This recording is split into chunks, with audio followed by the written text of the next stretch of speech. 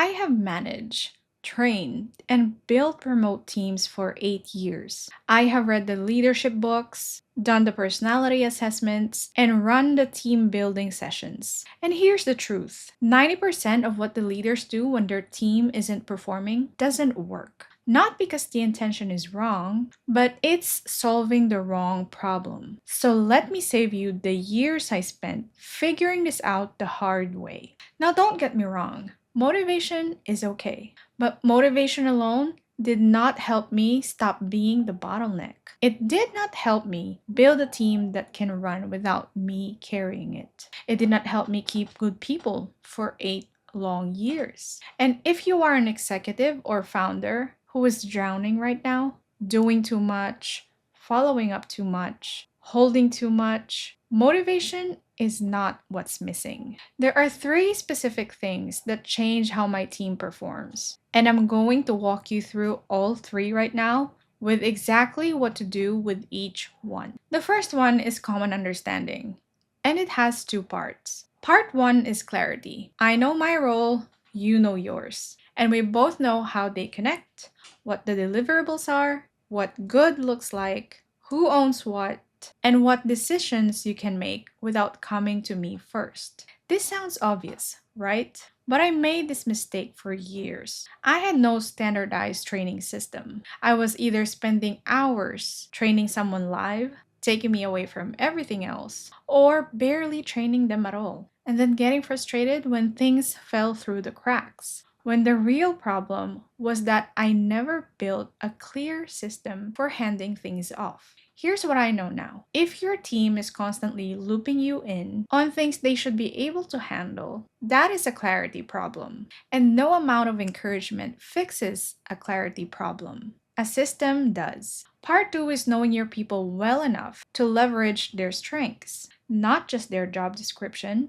but how they think, how they communicate, what they're good at that isn't in their title, and what's going on for them this week. Because the moment you understand that, you stop assigning tasks randomly and start deploying people intentionally. That is how you get more output without more hours. Here's something I build into every team I run. Before weekly all hands meeting, each team member should come prepared with one personal win and one business win to share. This practice, inspired by EOS Level 10 meetings, sets the tone for how we show up as a team: grounded, present, recognizing progress. Starting meeting this way creates immediate engagement, builds momentum, and reinforces that we value both the person and the performance. It shifts the room from being reactive to intentional, ensuring we're not just diving into tasks, but operating as a connected, motivated team.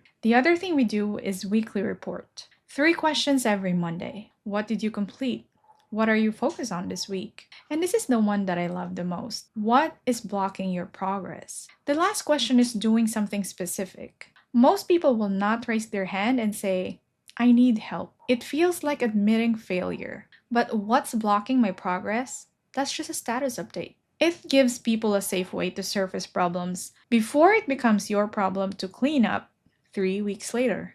When your team has clarity on roles, and you actually know the people behind those roles, they move faster. They make better decisions on their own. And you stop being the person who holds everything together. That's common understanding. The second thing is psychological safety. And I want to be specific on what it actually means in practice, because it gets talked about a lot, but rarely explained in a way that's useful. Psychological safety means your team feels safe enough to tell you the truth before it costs you. I'll give you a real example. I had a team member disagree with me on a decision I made for a client. She came to me and said, I don't think this is the best approach. Now, that's a risky thing to say to your CEO, but she said it anyway. And the reason she felt safe enough to challenge me wasn't because I told the team, you can disagree with me. It was because of how I had shown up in small moments over time. The feedback conversations I didn't avoid, the hard things I said directly, the consistency. And here's the honest part. I did not always do this well.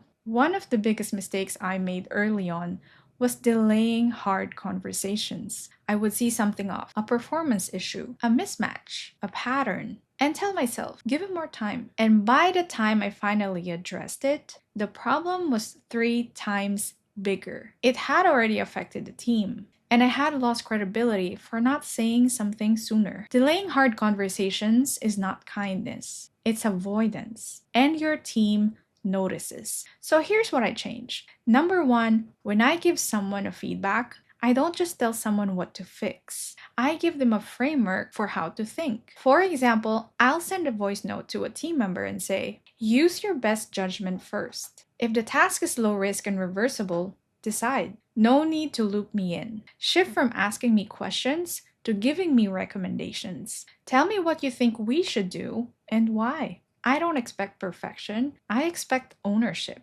That message does two things. It gives clarity, which we've already talked about, but it also does something important. It tells that person their judgment is trusted here. And when people feel trusted, they stop waiting for permission and start leading. Number two, when mistakes happen, and they will, I make it about the system, not the person. What assumption did we make? What do we put in place so that this doesn't happen again? That is the only question worth asking. Because a team that can call out what went wrong and fix it is more valuable than a team who's just avoiding being blamed. The third element is what I call pro-social purpose. And this one is about answering a question that your team is always asking, whether they say it or not.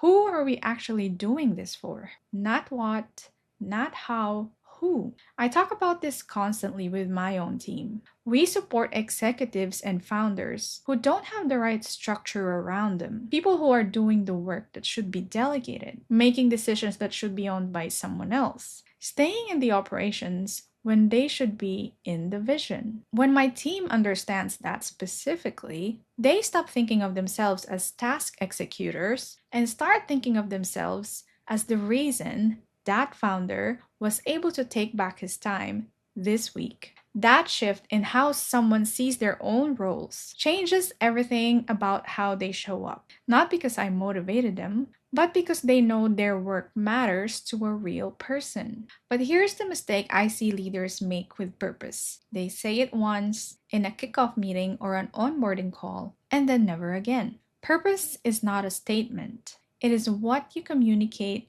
every single week. So practically, when I share a client win with the team, I don't just say great job. I say, because of the work you did this week, this client got to be fully present with their family for the first time in a long time. They weren't checking Slack or inbox. They weren't thinking about work. That space, you've created that. Specific, connected to a real person, not a value on a wall. And I built system around this too, because I rely on systems, not willpower. In our weekly all hands, we include one personal win and one business win, not to perform positivity, but because wins, shared out loud, remind everyone on the team that progress is happening and that they are part of it. When your team knows who they're serving and the impact they create in their lives, and they hear it consistently, you stop having to push.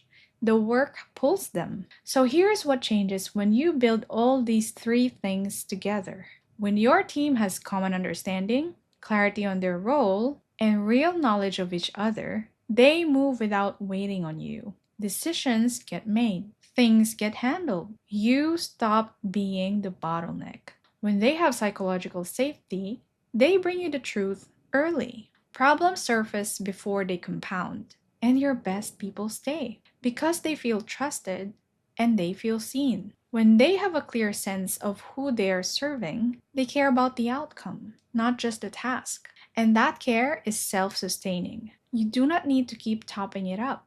This is why I stopped motivating my team. Motivation is what you pour in when structure is missing. When the structure is right, the performance is already there. If you are the one holding your team together right now, carrying the follow-ups, filling the gaps, wondering why you still have to be involved in everything, I want you to hear this. That is not a people problem. That is a structure problem. And structure can be fixed. Start with one thing this week. Send a voice note to a team member that gives a framework, not an answer. Look at your onboarding process and ask honestly, does this person actually know what good looks like? Or are they just guessing? Small moves done consistently are what build the kind of team that stays for 8 years. I know because that is what I have. If you want to go deeper on building a remote team that runs without you, subscribe because that is what this channel is exactly about.